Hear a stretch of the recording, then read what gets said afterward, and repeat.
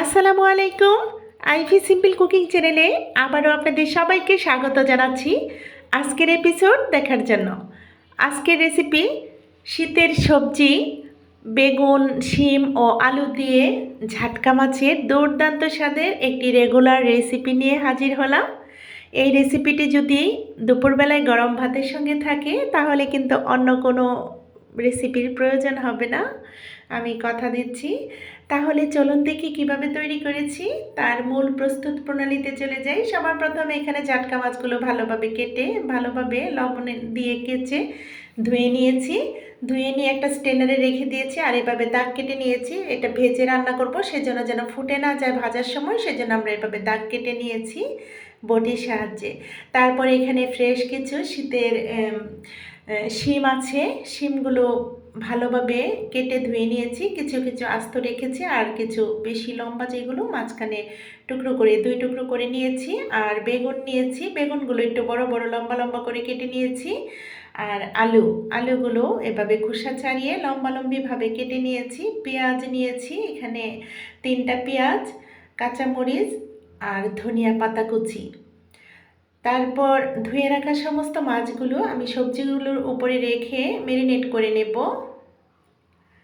অন্য একটা যেন পাত্র ধুইতে না হয় সেজন্যই কিন্তু কাজটা কমিয়ে নেওয়ার জন্য আমি সবজির উপরেই করে থাকি এই কাজটা অধিকাংশ সময়।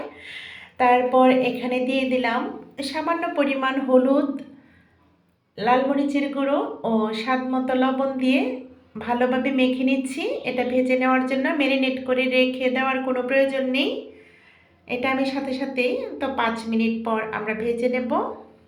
ভালোভাবে গা মাখা করে নিয়েছি সমস্ত মশলা ও লবণ দিয়ে। তারপর চুলাতে একটা কড়াই বসিয়ে দিয়েছি, যে পাত্রে রান্না করব সেই পাত্রটা দিয়ে দিলাম সয়াবিন তেল। সয়াবিন তেলটা গরম হয়ে আসলে ম্যারিনেট করা ঝাটকা মাছগুলো ভেজে নিচ্ছি। মূলত এইগুলো ঝাটকা মাছ না, আমি আগেও বলেছি এই মাছগুলোর পেটে কিন্তু ডিম আছে, তাই এগুলো কিন্তু ঝাটকা হতে পারে না। ঝাটকা হচ্ছে ইলিশের যে ছোট বাচ্চাগুলোকে ঝাটকা বলা হয়। এটাকে যে দোকানিরা মাছ বিক্রেতা যারা আছেন তারা এটাকে ধনচা নামেই আমাদেরকে পরিচয় করিয়ে দিয়েছেন। তো ধনচা নামেই পরিচিত, তবে এটা সম্ভবত সামুদ্রিক মাছ হয়ে থাকবে।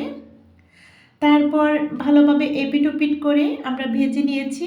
একদম কড়া করে ভাজবো না, হালকা করে ভেজে উঠিয়ে নিচ্ছি। তো মাছগুলো যদি একদম ফ্রেশ থাকে সেগুলো আসলে ভাজার প্রয়োজন নেই। এগুলো সম্ভবত বরফের মধ্যে ছিল, অনেক ঠান্ডা ছিল মাছগুলো, তাই আমরা চেষ্টা করব একটু ভেজে নিতে। এভাবে করে আমি 3টা করে ভেজে নিয়েছি। আর মাছগুলো যথেষ্ট পরিমাণ বড় ছিল, এখানে 10 থেকে 12 ইঞ্চি লম্বা হবে। তো আবারও পুনরায় কিন্তু আমি ওই মাছগুলো ভেজে উঠিয়ে নিয়েছি। তারপর অবশিষ্ট তেলে পেঁয়াজগুলো দিয়ে ভেজে নিচ্ছি, একটু নরম হওয়ার আগ পর্যন্ত ভেজে নেব।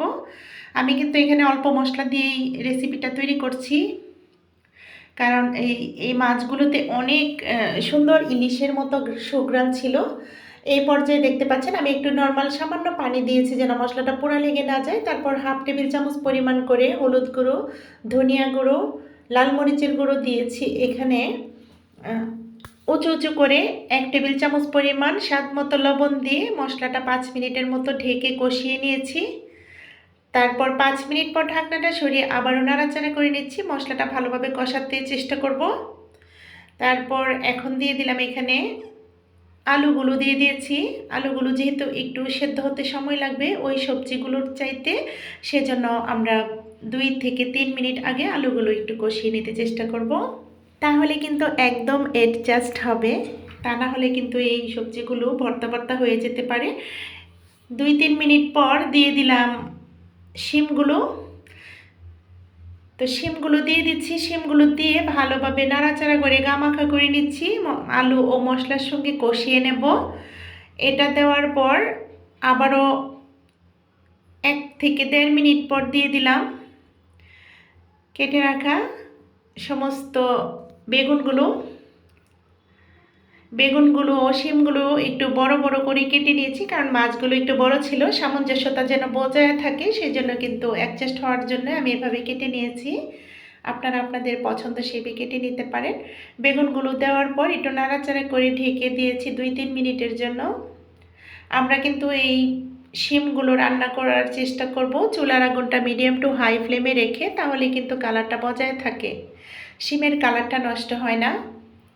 তাই আমরা শিম রান্না করার সময় অবশ্যই এই দিকটা নজর রাখবো যেন চুলার আগুনটা বাড়তি থাকে। তারপর আবারও নাড়াচাড়া করে ঢেকে দিয়েছিলাম 5-6 মিনিটের জন্য। 5-6 মিনিট পর ঢাকনাটা সরিয়ে আবারও একটু নাড়াচাড়া করে নিচ্ছি। ভালোভাবে কষানো হয়ে গেছে, আপনারা দেখতে পাচ্ছেন। এই পর্যায়ে আমি গরম পানি দিয়ে দিচ্ছি। আমরা কতটুকু ঝোল রাখবো সেটা অনুসারে কিন্তু দেব। এখানে যথেষ্ট পরিমাণ সবজি ছিল, প্রায় 1.5 কেজি পরিমাণ সবজি ছিল, আর 1 কেজির চাইতে কিছুটা কম হবে মাছ ছিল।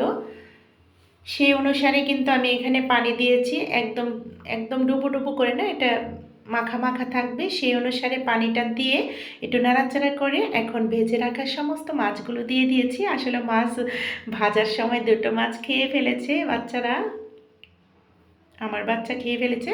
আর অবশিষ্ট মাছগুলো দিয়ে তারপর এখন কাঁচামরিচ দিয়ে দিচ্ছি। আমরা আমাদের পছন্দ মতো কাঁচামরিচটা ব্যবহার করতে পারি। কাঁচামরিচগুলো দিয়ে তারপর আবারও 2 মিনিট পর ঢাকনাটা সরিয়ে একদম সব শেষে ধনিয়া পাতাটা দিয়ে দিচ্ছি। ধনিয়া পাতাটা আমরা সবার শেষে দিতে চেষ্টা করব, তাহলে কিন্তু স্বাদ, গন্ধ এবং রঙটাও বজায় থাকবে। তারপর ছড়িয়ে দিলাম ধনিয়া পাতা ছড়িয়ে দিয়ে এখানে 2 মিনিটের মতো জাল করে নিয়েছি।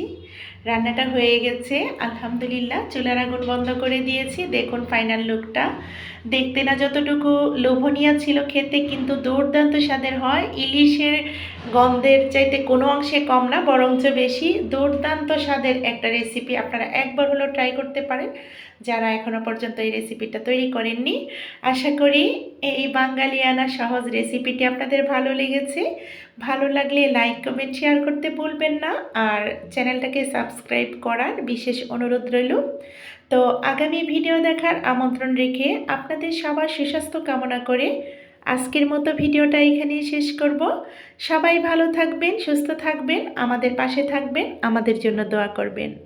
বাড়ির ছোট ও বৃদ্ধদের প্রতি বিশেষ যত্নশীল হবেন। আল্লাহ হাফেজ। আসসালামু আলাইকুম।